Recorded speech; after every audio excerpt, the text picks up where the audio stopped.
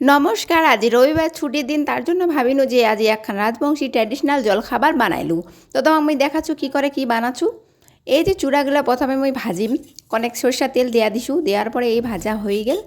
এলা মুই এঠে তেল দিয়া দিনু কড়াইরাত, দেয়া দিনু পেঁয়াজি গিলা, দেয়া দিম উসুনিলা থেতলায়, তারপরে একটা কাঁচা মরচি দিয়ে দিনু, তারপর তো ভাজি ভাত হইছু অনেক করে লাল লাল করে ভাজা হবে।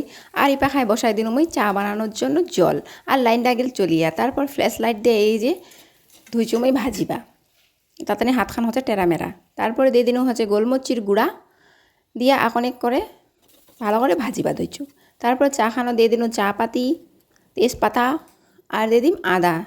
তারপর তো এই চিকেনি গান দিয়ে ছেঁকিয়ে এটি পেঁয়াজিলা রেখে দিয়ে দিন চা খান, আর হয়ে গেল মোর চা খান তৈরি। চা খান বানা শেষ, গদগদাই গেলে এলালি মুই নামাই। তারপর তো এই চূড়ালা দিয়ে দিছু চানাচুর, পেঁয়াজি আর মরচি কাটিয়া পেস্ট করে। তারপরে চা খানা দেওয়া দিনু পরিমাণ মতো নুন, আর এটি চূড়ালাটা অনেক দিয়ে দিম নুন। তারপর ভালো করে মাখিয়ে লিনু, আর এবারে খায়া দেখিনু যে নুন লাগিছে কি নাই। তারপর দেখেছু নুন খান ভালোই লাগিছে। তারপর তো এই খাবার শুরু করে দিনু।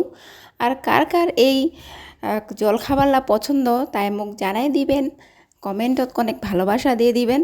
মোর তো খুব ভালো লাগেছে অনেক দিন পর মুই আজি বানানো রাজবংশী ট্র্যাডিশনাল জলখাবার।